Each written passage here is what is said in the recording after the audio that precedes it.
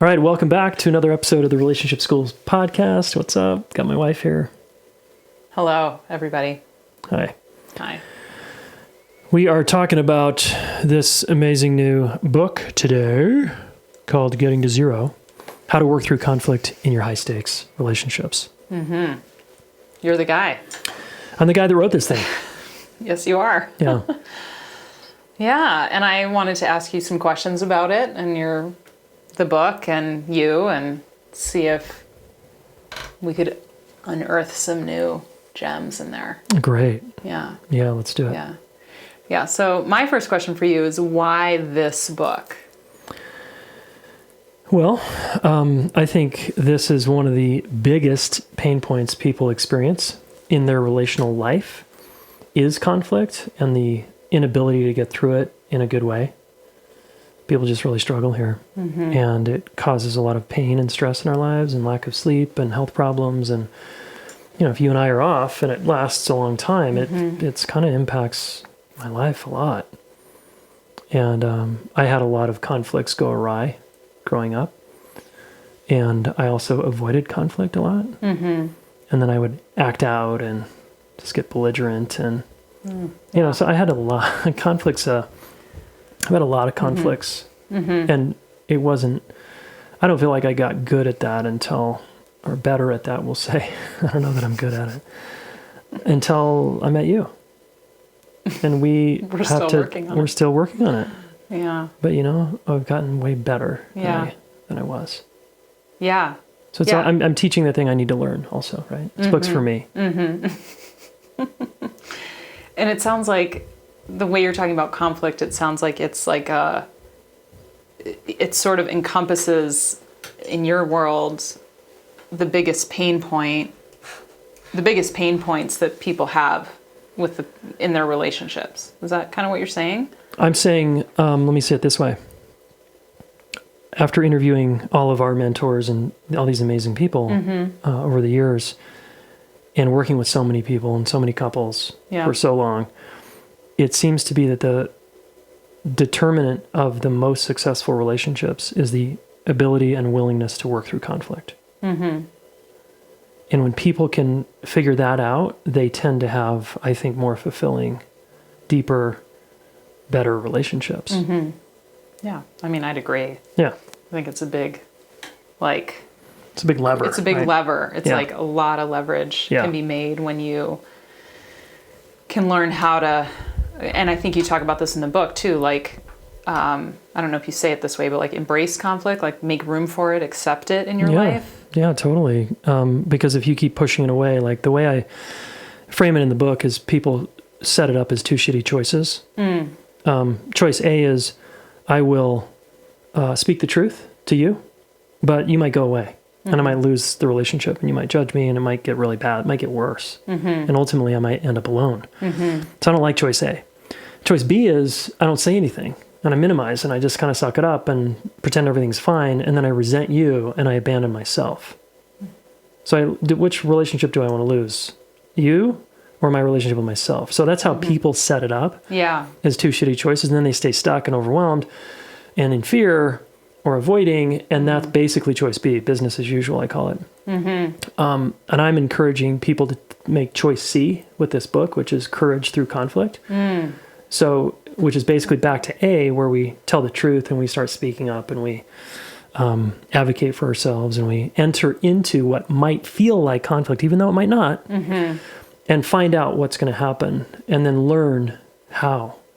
Because that way we get to keep our relationship with ourselves, which is the most important relationship. Mm-hmm. And we might lose some people in our lives, but at least we have our relationship with ourselves. Mm-hmm.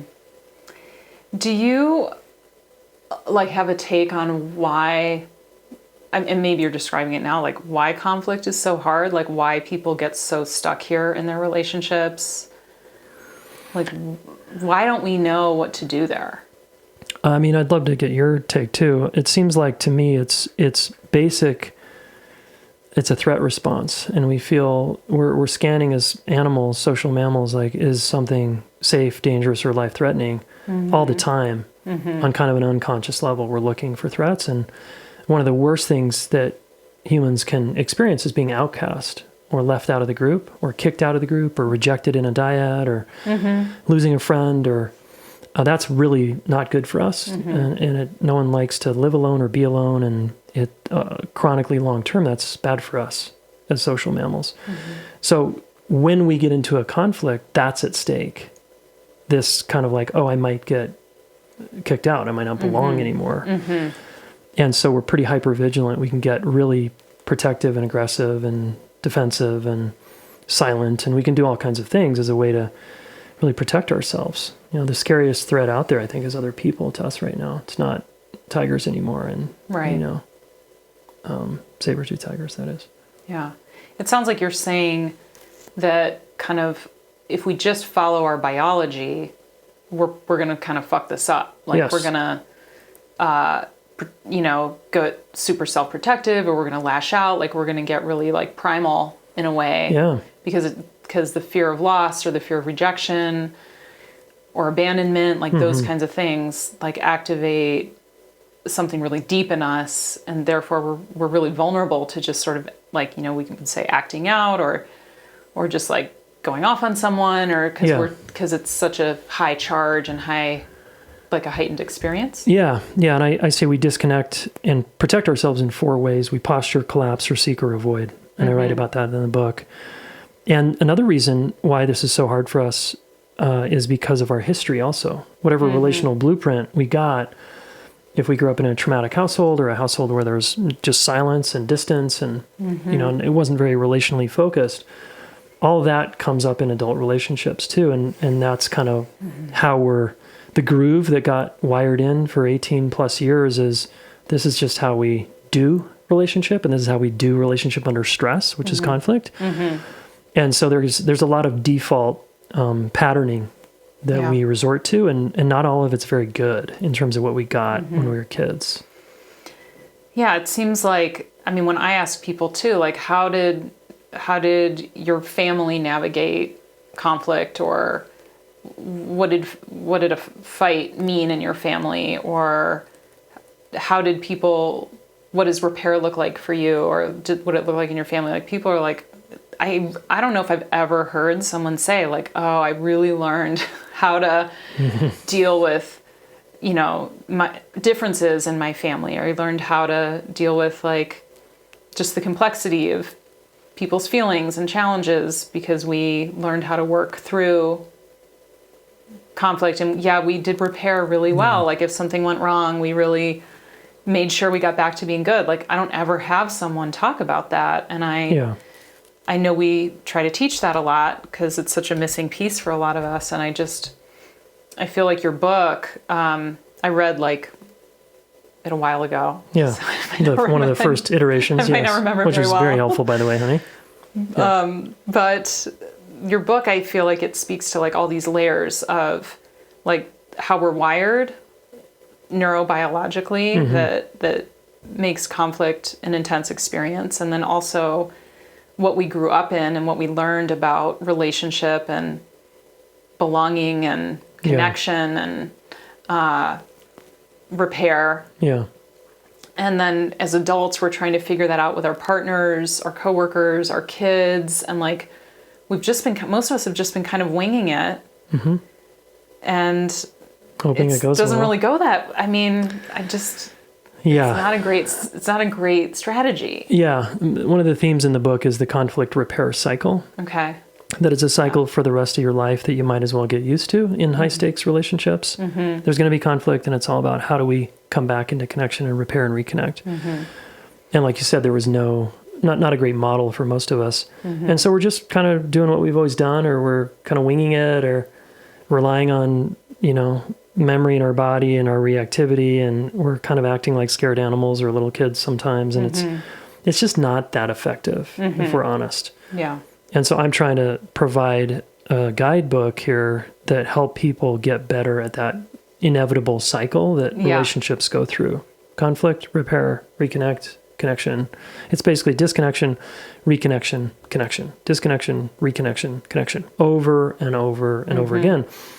And when we disconnect it, it feels bad. It's kind of supposed to feel bad. So I'm trying to teach people how to reconnect, you know, in a good way.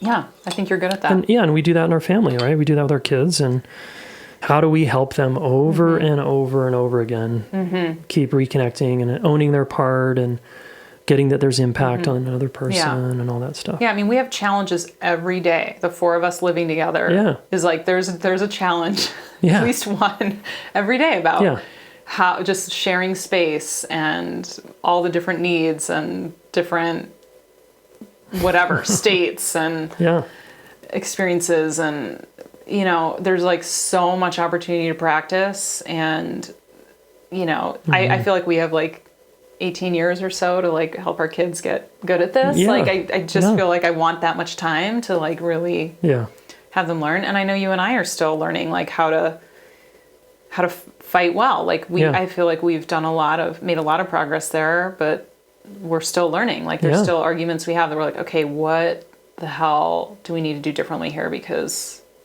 here we are getting stuck again. Spot. Yeah. And I actually had a question for you. Yes. Another question. Do you remember our first fight? Oh my God. Dude, you're putting me on the spot here. Oh shit. Well, it's like what I think of as our first fight. I don't know if it's what you think of. I remember one of our first challenges. It was after our second date, after the concert. And I had opened up to you on that second date more than I'd ever opened up to anybody. And then I went into shame and I kind of shut down and pulled away from you. Yeah. And you were like, what the hell, dude? Yeah, dude, that's it. That's what I think of as our first fight. Yeah. And I was so close to running away. Oh yeah. Then I was actually kind of running away. Yeah, I felt like I was watching you like hightail ghost you to the hills. I was like, I think I'm just going to name that, and then maybe this is goodbye. Like right. And it was after our second date, and I love people to just hear that like you can get into it on the first or second date potentially. We did. Yeah, we did. Oh my God. And yes. I just love that. And I addressed it. I was like, hey, it seems like something's different, or you're not as interested in hanging out, or I don't know. I can't remember exactly how I addressed it, but I was like, I gotta say something about this. This is like not okay. Like you went from like one extreme to the other, like open and vulnerable, and then you were like, hey, what's up? Like, I don't know. Yeah, shut down and closed. Yeah. Yeah. Aww. And then I was angry. I remember being irritated at you because you were like... I said something? No, because you were like wanting to talk about it or wanting back in. And that was always when I pushed women away. Oh, okay. And I was like, no, dude, stay. You know, like, dude, you got to stay in the fire here. But I was, because I felt shame. Yeah. A lot of us, we don't want to feel shame. So it comes out as anger of like pushing you away and pulling away and inward. And it was all of that. But I remember making a commitment sometime around that I guess, first conflict, saying, no, I'm not going to run. Now, I would run later, twice. It didn't mean you never ran, or that I did, you know, like we both had our ways at times. Yo. As you know, I've dedicated my life to helping people with their relationships, right? I want to solve this problem so that all of you can work through your differences and have fulfilling, amazing, badass partnerships and relationships, family, coworkers, friends, whoever. And I have trained a ton of relationship coaches, almost 100 certified relationship coaches, to help you specifically work through your relationship challenges. So I want to invite you to a special deal we're offering to the podcast listener, where you can get 50% off your first month of coaching with one of our amazing relationship coaches. Okay, if you're tired of therapy, it feels like that's going around in a circle, or you want to actually set goals and accomplish your relationship goals, hire a relationship coach. Okay, go to relationshipschool.com/get coaching now, and then use the coupon code FIRST50 to get the 50% deal off your first month of relationship coaching. Super psyched to have our amazing coaches serve you and help you get to the next level. Okay, so I noticed something about your book. Yeah. Once it finally came into being. Yes. Is that you have some fucking amazing endorsements. Yeah. From people that I completely respect in the field of relationships and humans just humans. Yeah, human behavior, psychology. Do you want to say anything about that? Like how that came together, or who they are? Yeah. I have endorsements from a lot of my mentors here: Dan Siegel, Stan Tacken, DeMartini, friends like Alexander Solomon, Jeff Brown, Corey Muscara, Terry Cole, Lisa Dion, Harville and Helen Hendricks. Yeah. I think they're pretty legit, and these people took time to actually go through this book. Yes. And they were like, "Oh shit, this is very legit." Science informed, that word was used a couple times. Yeah. Which appealed to my nerdy ego. But yeah, I feel grateful. I think if it wasn't for this podcast, folks, and you guys listening and me getting to interview these kind of people, I wouldn't have these relationships. So I feel so blessed and honored that I got to ask them, and they said okay, and totally. And they're saying, yeah, this is a legitimate resource for conflict. Heck yeah, So that feels good. Their stamp of approval means a lot. Yeah, it feels so good. I loved seeing those come in, and it made sense to me, and it felt amazing, and I'm so grateful that they were supportive to you. Yeah, I mean, when I got Dan Siegel's, I had to pull the car over. Yeah. And I got emotional. Totally. Like, whoa. Yeah. Like people we really love and respect that are behind this work feels just really amazing. And there was one more thing I was going to ask you about. Who do you want to read this book? Like, who did you write it for? Yeah. I mean, I did write it for me. That's kind of a joke, and it's true that I wrote it for me. I still have so much to learn here. My question back to you or the listener right now is, do you know how to get to zero, which is baseline, get back to a good place, that's zero, with the people you care most about in your life? And if you don't know how to do that, this book is for you. Okay, I have a question about that. Yeah. So let's say I have a relationship where I want to get to zero. I want to get to a good place, but I don't think this other person does. I don't know if they want that too, or it doesn't seem like they know how or want to learn or want to get there with me really. Yeah. So I have a whole chapter on that exact subject. Yeah. And the short of it is have a conversation with that person and find out. Just ask them, would you like our relationship to be better? Would you like to get to a better place? Would you be willing to try with me? I know we've tried a lot, or we've been through hard times or whatever in the past, and I'm interested and willing to see if we can work through this if you're up for it. And some people don't want to do that. They shut the door, and it's forever closed. And I teach tools in there that even if a person shuts the door in your face forever, there's resolution you can do in your own heart through a couple exercises in the book that I think can help you sleep better, knowing that this person's never going to actually come to the table and meet you halfway here. Yeah.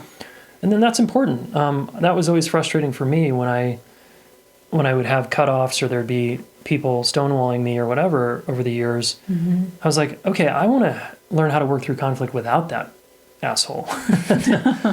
How do I get to a place of okay, and where when I think of their name, I'm not just like heated and like triggered in the middle of the night 10 years later. Right. Like I don't want to feel that way. So I took a stab at trying to help people with that, because I'd done that in my own life and I felt way better. Yeah. Yeah, you could get at least closer to zero, if not to zero, in yourself, even if this other person didn't want to participate in it. Exactly. Yeah, and that can be a really tough journey to get there. It's a tough journey, because a lot of people are like, oh, you just got to forgive the person. I'm not really into the forgiveness model. Yeah. Although if it's for you, that's fine. I think I'm teaching something I learned from one of my mentors that's more effective and longer lasting. And if you actually do the exercises, it will help. Yeah. Yeah. I've seen you do that, and it's helped me at times too. Yeah. I know what you're speaking about. So great. So what's next with your book coming out? Well, we're in pre-order zone right now, folks, and it would mean a ton to me if you would pre-order this thing. If you're going to buy it anyway, you're a listener of the podcast, you're like, dude, I'm going to get the book. Like, of course. And I not just to support you, Jayson, but because I need this in my life, I would ask that you pre-order it at gettingtozerobook.com. You know why? Apparently, this is kind of the inside scoop that I've been told, is it's like a game, right? If I get 1,000 pre-orders, for example, my publishing agency, my publishing company who publishes this book, Hachette, takes me more seriously, and then they dump more resources into supporting this book getting into more hands and more people. It would mean a lot if people would pre-order the thing. Honey, have you pre-ordered yours? I've pre-ordered like 15? I think I did 5, but I can do more and get more in there cool. every week. Yeah. So listener, you guys are already so supportive, and I would love this ask just for you to pre-order it. It comes out October 5th, and it'll be, in the United States, it'll actually be in your mailbox on October 5th. Cool. If you're out of the country, it'll take a little longer. So I'm really pumped. I feel excellent about it. And if you pre-order it, you get some cool pre-order perks, we call them, where you get to come to the VIP party the night of the book launch. Awesome. I got a special guest speaker that's coming in for that, which I'm super psyched about, and kind of surprise right now. And you get a conflict mini course. You can access chapter 1 right now. There's some fun things you can get if you go to gettingtozerobook.com and pre-order this beast. And guys, this is a lifelong book. Like, this is going to be on your shelf. That you can use this in 20 years. It's like a reference. I felt like that. I was like, oh my gosh, you can reference this for decades. Yeah. Just sort of like, okay, wait, what did I do there? Or how did that work? Or why is this so hard? Or all of it. Thank you. This is not a fad book. This is a life skill book that you want to probably hand to your kids or your teenagers someday. Totally. When they're flailing in their relationships. Which hopefully they won't be. No, hopefully they won't be, because you're modeling the way. Get this so dialed. Yeah, you're modeling like how to repair and reconnect. Yeah. Yeah. And it's cool. It's like, it is a lifelong practice, like learning how to really be with each other in a good way and handle each other well and handle ourselves well. And we can always be learning and growing there. And I feel like your book is making a huge contribution to that endeavor. Oh, thanks. Yeah. I do too. Yeah. Thanks for interviewing me today and asking me all these fun. great questions. I'm going to follow up this episode with a couple more really readings from the book or just concepts from the book that I want you guys to get. Okay. So stay tuned for those in the next episode or 2.